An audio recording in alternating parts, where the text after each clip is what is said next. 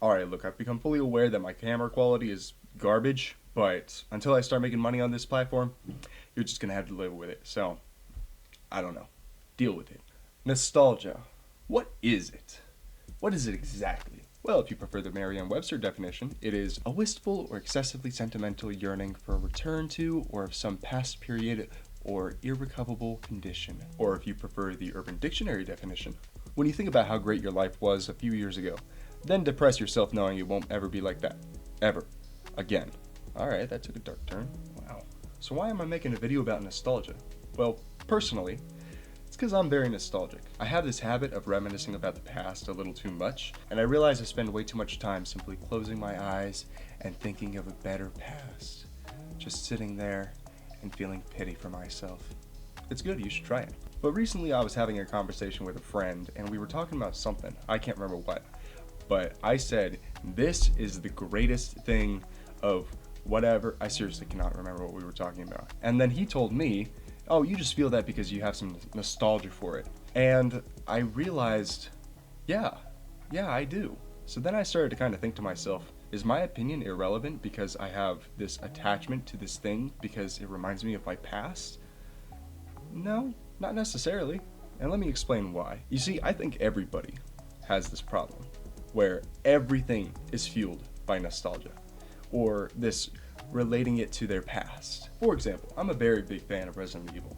I love almost all of the games, and I love the survival horror genre because of Resident Evil. So, of course, if you're part of that community, you probably see Resident Evil 4 as the greatest game in that series, if not the greatest game of all time, according to some, of course.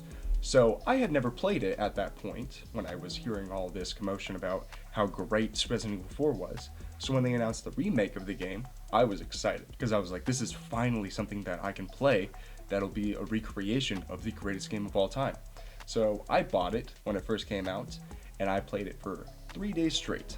Trust me, I would have worn diapers had it meant I wouldn't have to go to the bathroom. So, and after my streak of playing this game, I concluded this is the greatest game in the entire series. It is so incredible. It was so much fun. What is the first game like? Resident Evil 4, of course.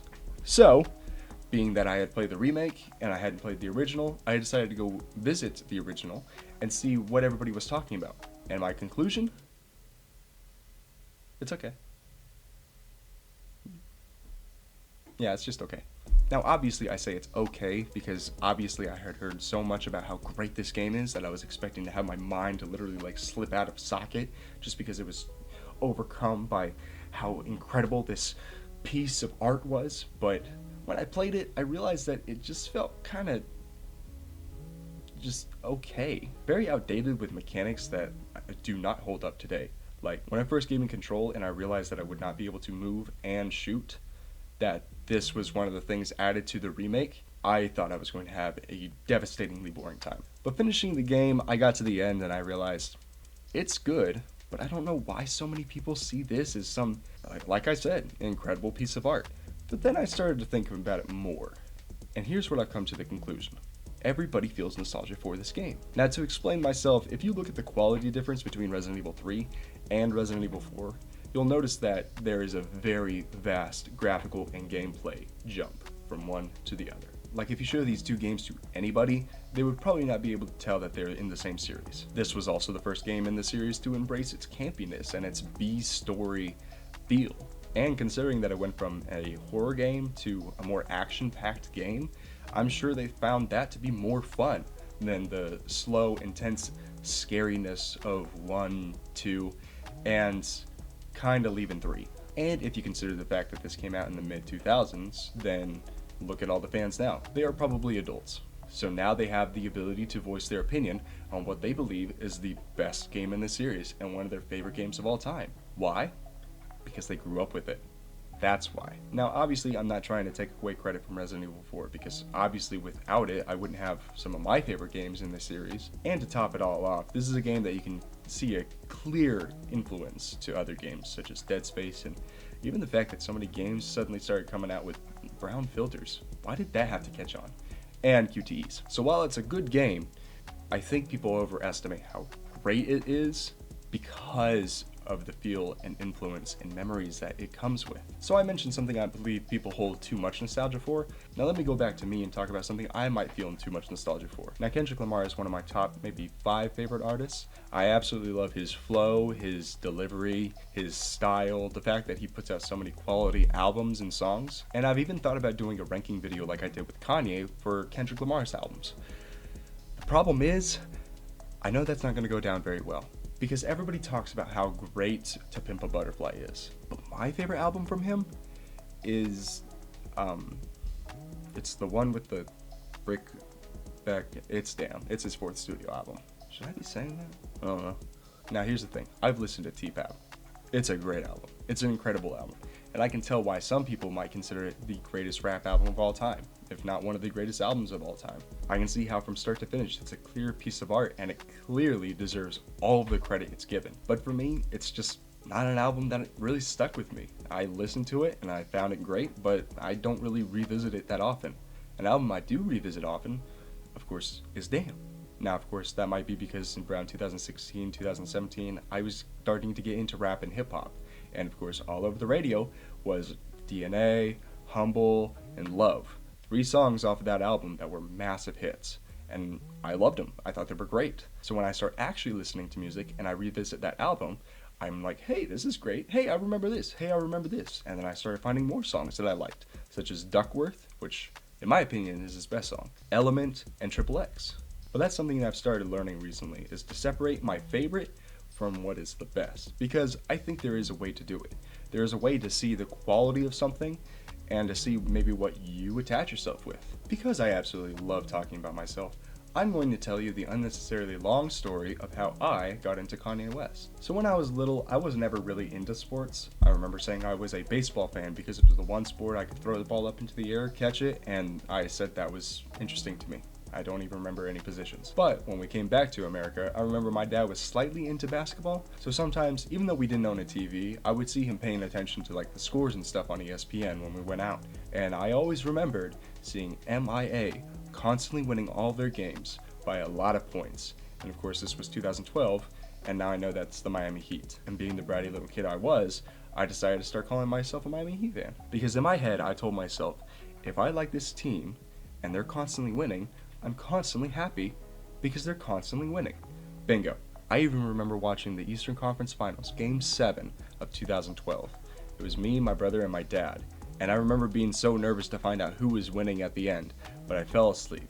And the next morning I woke up, and the first words that my dad said to me were, Hey, Miami Heat won. There we go. Happiest moment of my life. I didn't have a very eventful life up until then, huh?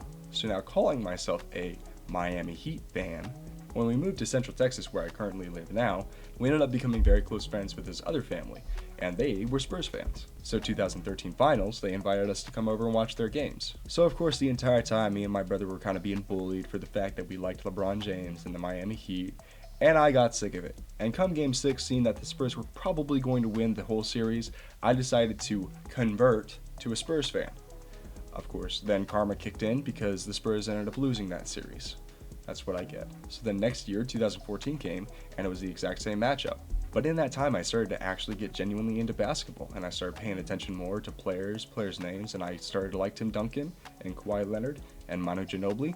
So when 2014 came, and they were teasing about how I was going to be a bandwagon, well, I stuck to my guns, and I said, no, I'm actually a Spurs fan now. So that's how I got into basketball. So because my dad was in the Air Force, he would sometimes invite me and my brother down to San Antonio to just basically kind of hang out with him and spend the week with him. And when my dad was at work, me and my brother would walk to the library where they had this gaming section. You could check out a game and then go and play it on like their Xbox and stuff like that. Well, my brother was constantly hogging the PS4 to play 2K17, and that left me with the Xbox One where I could only play 2K14, a game where you could average the greatest stats of all time, and they're still asking whether or not you're eligible for Rookie of the Year. Like seriously, what else do you want me to do? But then, of course, I started playing it more and more and more, and I started to like it more and more and more. And among that track list was Kanye West's All of the Lights. Thus, I heard the song, recognized Kanye's name later, went to college, started listening to his music more, and now I'm a massive fan. Now, hopefully that story wasn't completely boring, but the reason I tell it is to show that if you really look into it, almost every single interest you have is derived from a memory or some experience. Had my dad not been into basketball, I probably wouldn't have paid attention at all when he pointed out the scores. Had me and my brother not been with my dad during the 2012 Eastern Conference Finals, I probably wouldn't have cared as much. Had we not moved to Central Texas and met that family, I probably wouldn't be a Spurs fan. And had I not gotten stuck with the older basketball games so often, I wouldn't have heard the track list. And had I not heard the track list, I wouldn't have started to like some of the songs I like today, especially Kanye West. You see, every single interest you have is pulled from your past. And even those that aren't, you have to force yourself to like them. I kind of like Death Grips now, but I didn't when I first started listening to them. I just started listening to them because I heard so many great things about the Money Store. So I listened to it and I hated it. But of course I tried listening to it more and more and more and more, and now I actually kind of like it, and some of their songs are in my rotation now. So even if you're not pulling from your past, forcing yourself to like something is planting that seed. Thus it'll grow, and that will be the memory you start pulling from, and that is what you use to start indulging in this new interest. So why am I talking about this so much like it's a topic that should be important? It's because I've learned two things. One, nobody has no bias. Everybody you meet has some sort of bias. Why? Because we all have different life experiences. The situations we're thrust into and the upbringing we have shape us into who we are and who we interact with and what we like. One of my best friends now, when I first met him, I hated him. I thought he was snobbish and kind of weird, which is ironic coming from me. But after a while, when I realized that he was the only person my age, then I started to, alright, I'll hang out with him. And then I started to actually like hanging out with him. And thus, we're still friends to this day. But different people's different upbringings and situations are what shape people into who they are. And that leads me to number two. If you want to genuinely connect with people, you have to plant that seed. Now, some people it's easy to automatically connect with them. When I played basketball, it was super easy to try to make friends because we all had at least one interest in common, basketball. But after we all graduated, very few of us actually stayed in contact, and most of that is because that interest is taken away. We no longer have that commonality, so thus we have no reason to continue being friends. But if you genuinely want to connect with people, one of you has to step out of your comfort zone.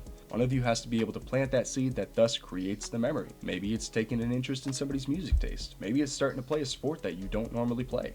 If you only stay in your little bubble, you're going to find very few people to connect with, because very few people are going to be just like you. So it's weird that I ended up coming up with a moral for this story, but I guess in the end, just get out of your bubble. Start connecting with people. Start stepping out of your comfort zone so that you can relate with more people. We all have nostalgia for certain things in your past, so try to figure out what it is that makes you have nostalgia for those things, and then try to use those things to connect with other people. You might be surprised how often that works. Well, that was an interesting video idea. I'm definitely living up to my name of Aimless Thoughts. But thanks for watching this video. Let me know if you actually like videos like this, or if I should do something else, or even if this doesn't work out at all, you can tell me that and it won't hurt my feelings. Okay, it'll hurt it a little bit, but that's part of the job. But thank you for attending my Aimless Thoughts, and yeah, see ya.